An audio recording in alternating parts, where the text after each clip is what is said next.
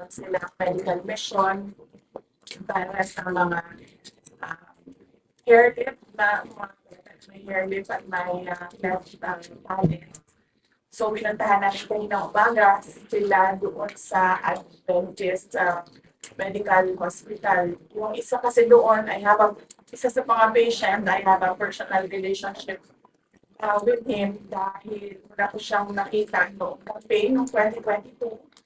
Nag-motorcade kami and dala-dala siya ng nanay niya sa gilid, by the roadside, sa gilid ng daan. And nakita ko na meron siyang hair tip. So, kinuha namin yung detalye niya. Sabi namin na matutulungan namin siya.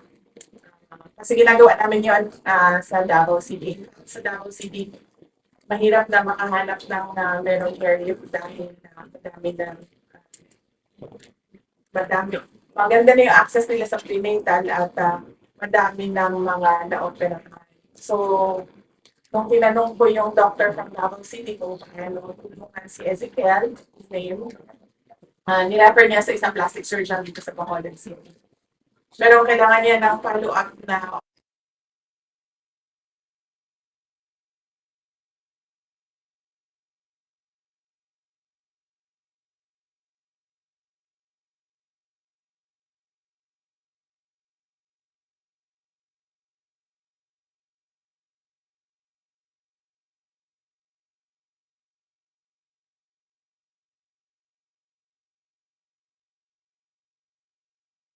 and ang sunod namin na activity is yung distribution ng mga negosyo tandahin ng mga assistants. So, meron tayong mga individual entrepreneurs na matanggap sila ng kanilang dagdag kapital. And then, yung isang grupo ng mga mushroom growers sa Bacolod City, nakatanggap din sila ng around 150,000 na additional capital para sa kanilang association.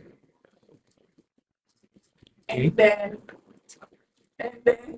nag-meeting din kami ng ating Bacolod Satellite Office Lead dahil meron na namang possible na eruption ang Mount Canlaon. So, tinanong ko sila kung ano yung preparations nila.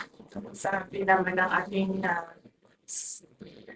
Panay and Negros Island Satellite Office na once na merong evacuation at ilagay sa Tanang Stadium, nakahanda sila na magbigay ng support in terms of food and non-food relief and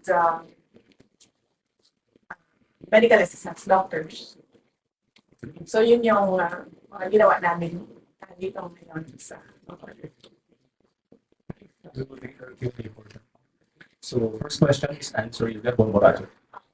in connection po sa tulong natin sa Mount Canlaon, yung affected na eruption. Can you elaborate po nung number na tulong natin, ang tulong na ginawa natin po?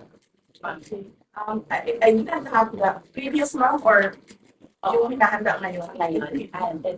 Kasama rin. Yes, I do not have the numbers right now, but as we speak, I have Dr. Salongan prepare the numbers so that we can have some transport nandiyan na siya. So, yung follow-up po, yung ating satellite office, patuloy ito na mag-manage. Sa ngayon, yes, patuloy siya na nag-function dahil meron mga kaming budget. So, hanggang December 31, meron kami budget for the entire year of calendar year of 2024. So, that's no place. Yung data lang ng assistance daw sa kanila. No reviews and preparation.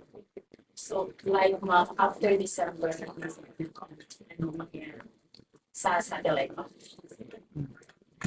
After December 31, well, sa ngayon, hindi namin masagot kung mag-operate pa ang satellite office by January 1 kasi hindi namin nakikita kung ano yung final budget ng Office of the Vice President dahil wala pa naman General Appropriations Act.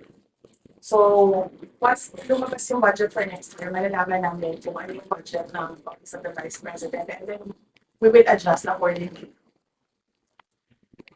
Okay, next question is Cheesy, Chicey, Pricey, Daily Star.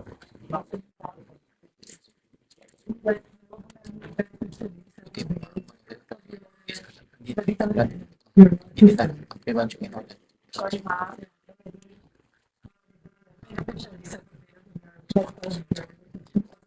Okay, for the entire year of from January 1 to date, no? Yung number ng beneficiaries ng medical assistance is 45,200.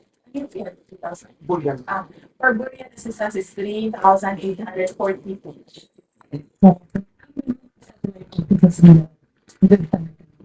We have 10, ma'am. We have one in Taglupan, one in Isabela City, Kawayan City, Isabela, province of Isabela.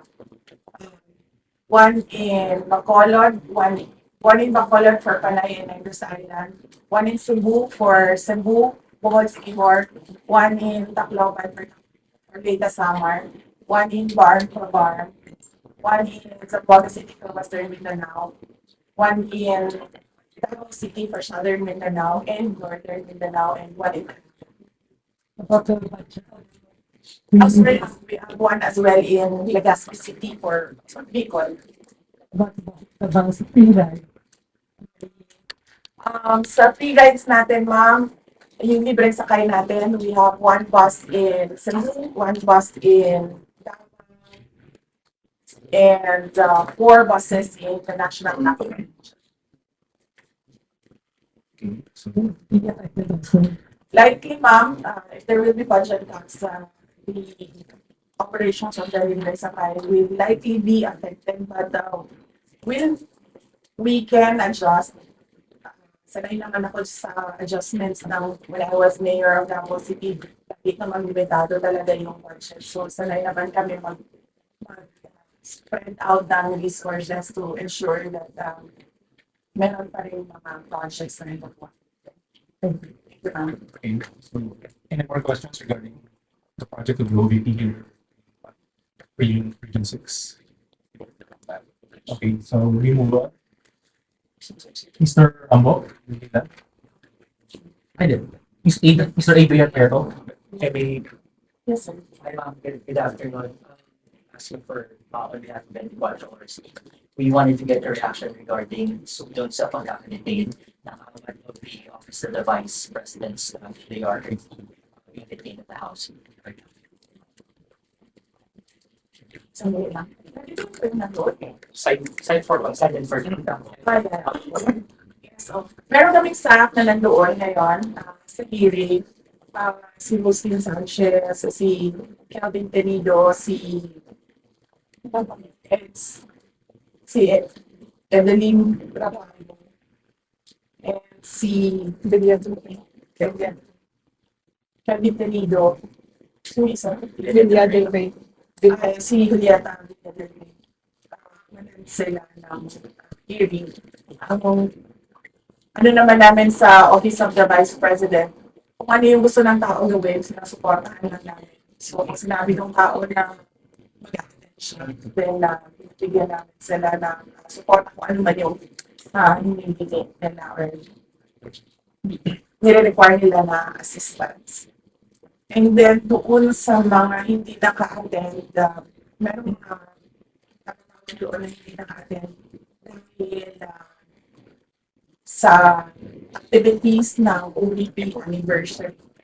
Ang anniversary ng OVP is on November 15, 89 years. Tama ba po? The Chris.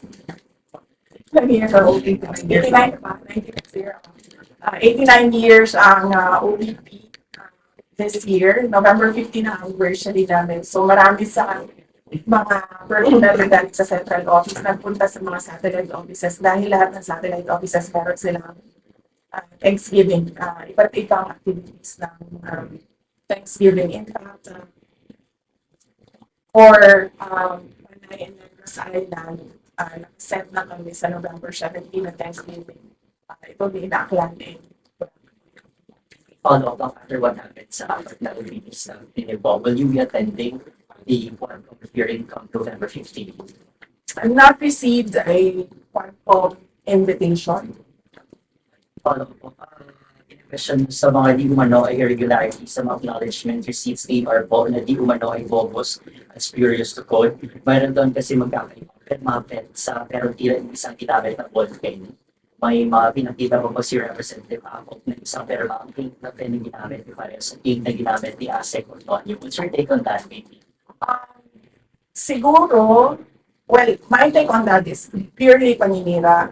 Kasi wala namang ganyan na mga lumalabas sa audit observation memorandum na nakuha namin sa COA. And siguro ang tamang venue kung saan kami sumagot para sa audit na hindi pa lang sa confidential but sa lahat ng audit na ginagawa sa aming opisina sa Office of the Vice President is in the Commission on Audit. So, as we said from the start, we have been fully cooperating with all the AOMs. We have been answering all the questions of the auditors. Last na po, mention, hold na daw po yung relationship niyo with Senator Jaime, who is your friend. Sinabi ko yung relationship namin, sinabi ko lang, nung pinag-message ko siya, hold yung kanyang reply. But sinabi naman niya sa akin na hindi daw siya hold. Then wala naman kami problema. Regularly exchange messages. Next question, Sir Ongo. How is the audit is sa mga Actually, sir, napag-usapan na namin yan, pero nakalimutan ko yung numbers. But around, ayaw ko magbigay ng number kasi nakalimutan ko yung number, sir. But napag-usapan na namin yan kung meron ba mga personnel ng ODP na matatanggal, kung meron budget cut. Yes, nung examine namin pa isa-isa by line item kung ano yung affected sa ginawa na ODP budget sa General Appropriations Bill, nakita namin na ubus lahat ng COSP namin na construction. So how about how many countries we got like that? Okay, so the Vice President said, okay, ako, ang President. I obviously questions in the front. Papunta pa tayo.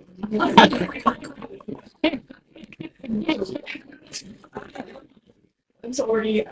Sorry, I do not have the numbers, but Dr. Chris will prepare the, yes. Yes, we can have the, yung July 1 natin, na, parang, report. Do we have it? Do you have a copy? Sir, yes. Yung July 1 report natin. With the report. So every yes, thank you. So, but this is the first year you know. Mataba pa.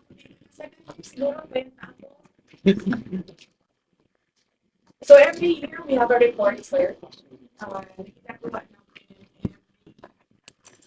June. So this is our first year. We have to do this, and then within our second year, that's December. We review and ito po yung mga compliments ng sa mga flagship projects. Now, on first things first, we just heard about a mayor being there, on that is again. Gamay. Ako. Wala. Ngayon, personal decision ko na as of this moment, personal decision ko na one followers ng kandidato.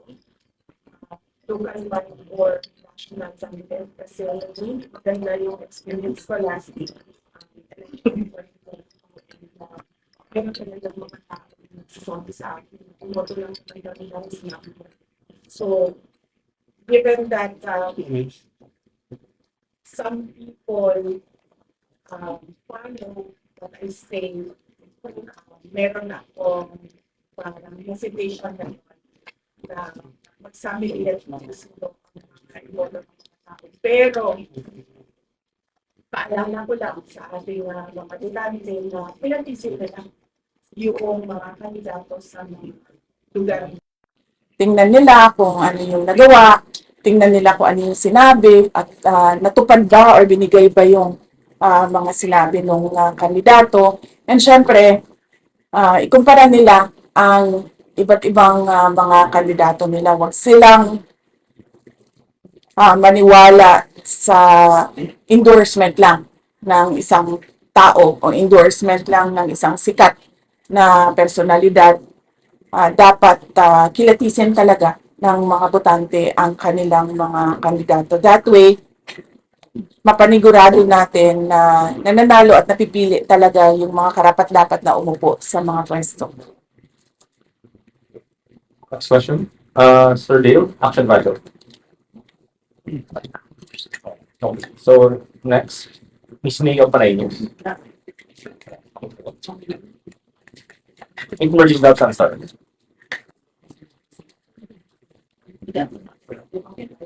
Okay na. Pwede ba? Yes, sir. Hello. Oh. Sana tayo makita. Wala pa kayong tanong. Carla. Yung apat nilang staff, they were cited for being them. How would you describe that? Is that significantly motivated or they just provide insight for exam? Lahat sa simula pa lang, ma'am, nagsabi na talaga ako na the hearings in the House of Representatives are politically motivated. Unang-una, nagsimula yan last year, di ba? Kung maalala ninyo, nagsimula talaga yan last year sa confidential funds. May meeting na nangyari with the Makabayan Block, and hindi naman tinago yon, pinost naman sa social media, Makabayan Block and Speaker Martin Romualdez. Then they started attacking the budget of the Office of the Vice President. When in fact, pag-submit ng budget na yan, pag-submit ng depart ng office ng budget, nasa NEP na yan siya. Ibig sabihin, pag nasa NEP siya, in-approve na siya ng President because that NEP is the submission of the President to Congress of his proposed budget. So, pagkatapos ng meeting nila, nag-hearing na sila noong budget and lumabas, nang nag-hearing sila ng budget ng Commission on Audit, lumabas ang AOM. Audit Observation Memorandum ng COA. In a span of 4 days, lumabas yung kasunod na AOM. So para bang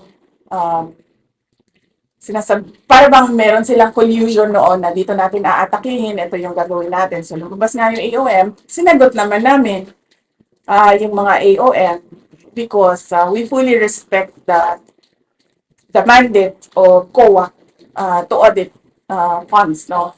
So, sinagot namin, tapos, ang sumunod nun ay nasagot namin. Nagkaroon kami ng notice of suspension. Doon sa notice of suspension, sinagot din namin sa COA. And then, nagkaroon kami ng portion ng notice of disallowance. Now, ngayon, pagdating sa notice of disallowance, meron kami 6 months to appeal. So, ibig sabihin doon, hindi pa tapos yung audit.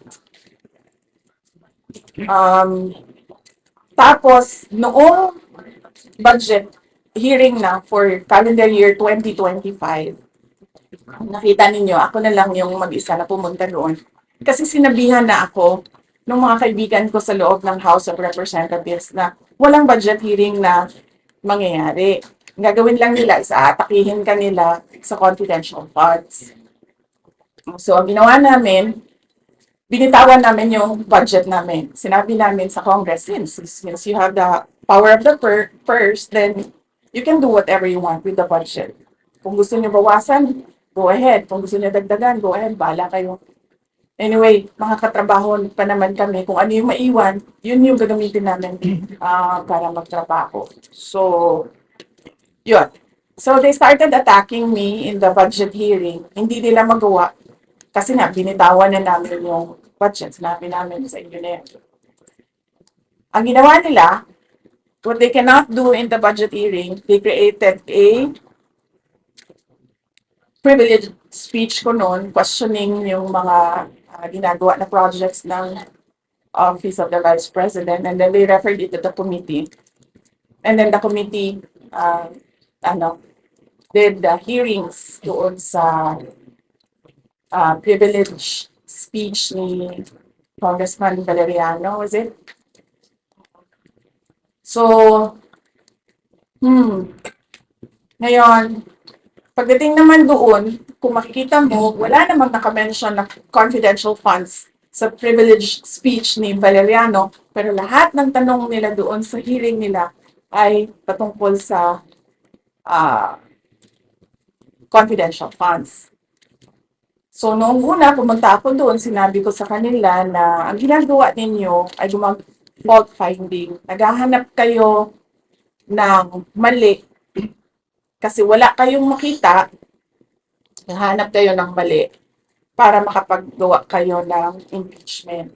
Sinasabi nila, siya lang naman nagsasabi ng impeachment, hindi mo kami nagsasabi. Hindi.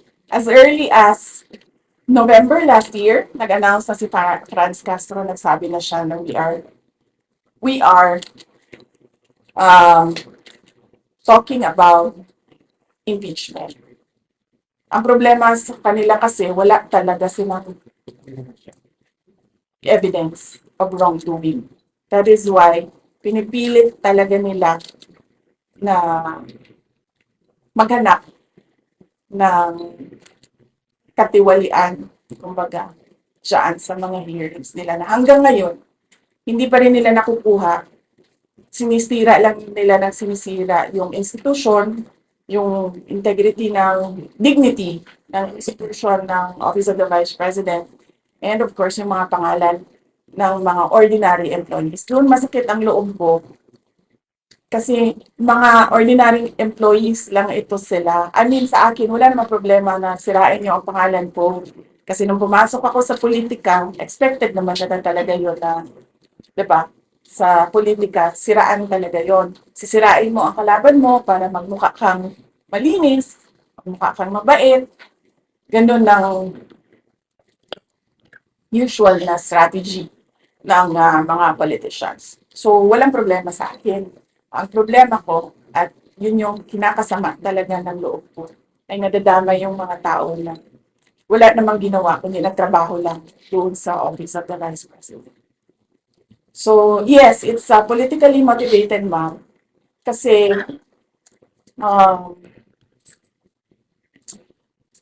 dahil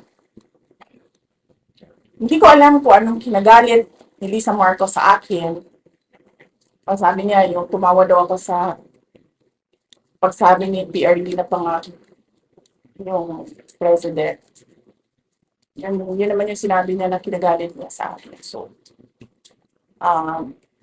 wala na tayong magawa niyan. That's her personal take and personal feelings. And then si Martin, alam ko si Martin, he really wants to run for president. And if we cannot make it through a popular vote, he'll just do the charter change and run as prime minister. Thanks. Ma'am, expression ng paghinayang dahil ang office niyo po dito at yung programa namin sa XFM, Servisyong Katropa ay may establish na partnership na talaga. May referrals kami ng mga pasyente, dinadala dito kay Dr. Base, tapos nirespondihan. Sayang naman yung umpisahan namin partnership na maka-close yung office dito. Yes, kahit man ako, nasisayangan din ako sa effort nila Doc Chris at lahat ng mga satellite offices sa iba't ibang lugar. Dahil hindi naman ito sila kasi mga politiko karamihan sa kanila, mga lang talaga, mga Pilipino na gusto lang talaga tumulong at magtrabaho at magserbisyo sa taong bayan. Nasasayangan din ako at saka nakita ko kasi sa Davao City nung mayor ako na kailangan talaga ng iba't ibang satellite offices. Actually, ang tawag namin sa Davao City, district offices. Divided into 11 districts ang Davao City. one district per, one district office per district, political district, we call it. Um, Nakikita ko kasi madami talagang mga tao na pag hindi malapit yung access nila sa government services, wala na rin sila talagang um, initiative na pumunta kung nasaan yung sentro. So, yes, nasisayangan din kami. Pero tingnan natin, sir, kung ano yung kalabasan na budget ng Office of the Vice President, and then we'll work around it and see what projects we still can do by January 2025. Next, from the Daily Guardian. Darling from the Virgin Vice President.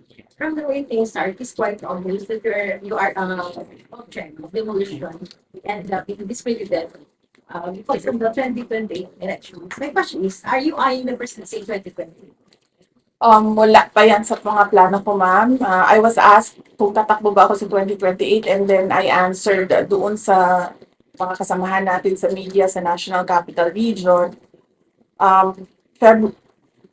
December 2026 will be the best time to decide kung tatakbo sa 2028. There's a follow-up from the OVP media. Ang sabi po ni Deputy Speaker Suarez, bakit daw pare-parehas yung mga travel order na bakit pare-pareho na may travel order lahat ng mga officials ng OVP yung sinusulpina on the day of the hearing? Ang accusation niya daw, mayroong malicious intent na ipag-issue ng travel order. That is not true. In-explain ko na kanina, no? Walang mali siya yan. Meron kaming OVP anniversary sa November, 89th anniversary sa November 15. Lahat kami, tulad kami ni JC, nandito kami ngayon to discuss OVP anniversary for Panay and Negros Island. So, merong isa pumunta ng Cebu at merong isa his trip was not for a anniversary. Ang trip niya is to Caraga, preparing for possible typhoon sa December. Kasi usually Mindanao, December yung bagyo sa Mindanao. Experience namin doon. Even nung mayor ako, nakadalawang bagyo ako, December lagi ang Mindanao na bagyo.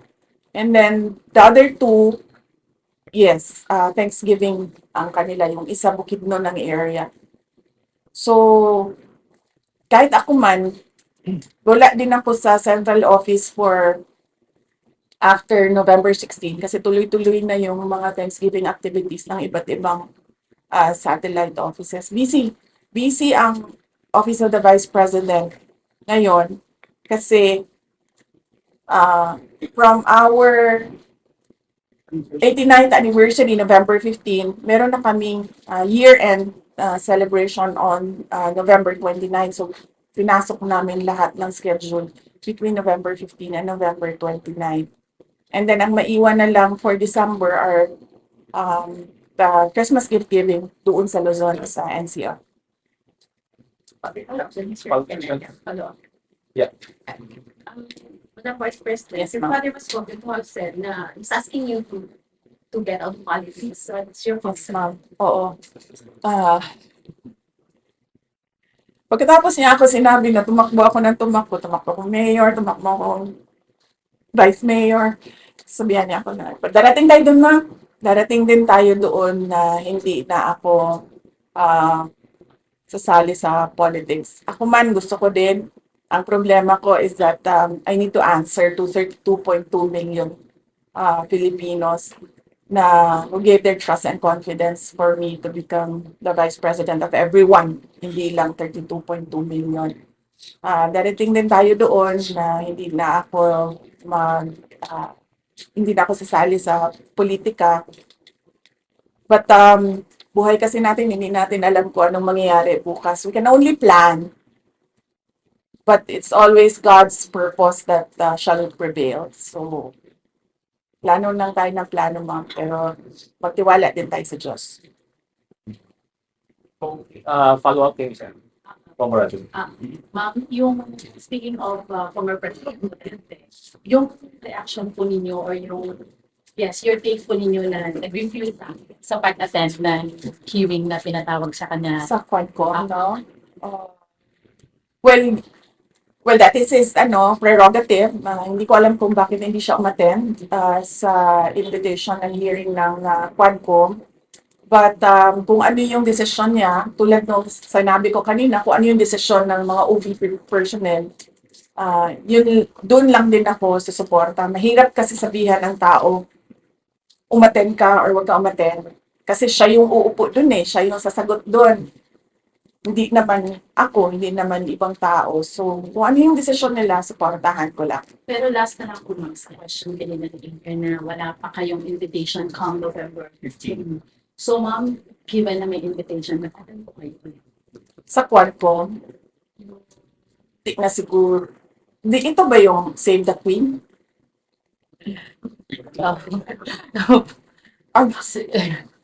Ma-attend po kayo ma'am. Kung yung Save the Queen lang komentan ko na lang yan siya, ma'am. Kasi mo ma'am, walang gumagawa ng operation na sasabihin niya kung ano yung objective ng operation niya. Let's say, for example, ang operation ko ay Save the Queen. Napaka-obvious naman siguro nun na parang tipong ang aming operation ay to make sure that she becomes president and ang pangalan ng operation namin ay Save the Queen. Parang walang tanga na operator na ipapangalan mo sa operation mo ay kung ano yung objective mo. So hindi ko pa kayo. So, pag-iisipan ko ma'am, pag gusto kong makipag-away, siguro, atan ako ba? Pero sa ngayon kasi sabi ko kay JC, parang, sa January na lang makipag-away kasi nga sobrang busy talaga yung Thanksgiving ng 89th anniversary. And ito din yung introduction namin sa 90 years ng OPP next year. Thank you po. Any more questions? Last one question. Follow up, may replacement na ba kay Attorney Bowa after his resignation as your official spokesperson? Wala pa, sir. Sa ngayon, wala pa kaming replacement for the Office of the Vice President spokesperson. And if you have recommendations or a short list, we'd welcome your recommendations. Last question. May tanong? Sigaw ka niya. Oh, but no, napakahalaga ng Panay and Negros Island satellite office namin. Last question. What can you say about the party list and other party lists identified during former President Rodrigo Duterte time as friends that are still running for? Sorry. What can you say about the party list and other ACT? other identified party lists that are served as administration that are still running? Makabayan lang. And the party list. ACT teachers, no? Yes. Well, sa mga botante, pag-isipan ninyo kung susuportahan nyo yung ACT party list kasi kahit na convicted na sa child abuse yung kanilang nominee ay hindi pa rin nila pinapalitan. So, hindi ko alam. Hindi tama na isang grupo ng isang party list ng mga teachers ang kanilang nominee ay isang tao na convicted with the crime of child abuse. So, pag-isipan ninyong mabuti yan bago kayo bumoto ng party list. And sa iba namang mga makabayan block na party list, ilang beses na inulit-ulit ng NTF-ELCAC kung ano yung connection nila sa CPP, NPA, NDF. Yes, sir. We know Sorry, that you sir. we know that you are close to Pastor Bimboy. What can you say about this case? It's a good thing na he decided to surrender so that mas mapadali yung pag-hearing ng cases niya. And I understand he's fully cooperating with the courts. And sana ay matapos na, ay ma-resolve na yung kanyang mga kaso. Kung meron man siyang kailangan panagutan, then panagutan niya. Kung inosente man siya, then mapalaya na siya. One last word. Madam President, Ponce Espino Muradyo, Bacolod. Vice President pala. Sorry, parang nagmamadali ako, excited din. Paano mo ba ihambing ang iyong trabaho na ngayon nag-iisa ka na, compare mo na mayroong unity pa kayo ng administration ni President BBM. So, saan yung mas ganda na magtrabaho yung mag-isa o meron kasama? I don't like crowds. So, okay lang ako mag-isa. With the administration?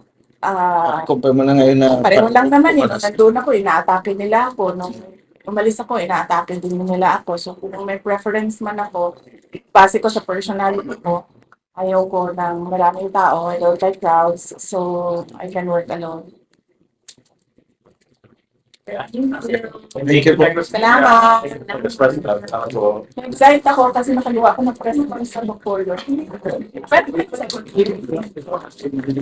Pero may ipapit tayo. May ipapit tayo. Ipapit na lang. Sila yung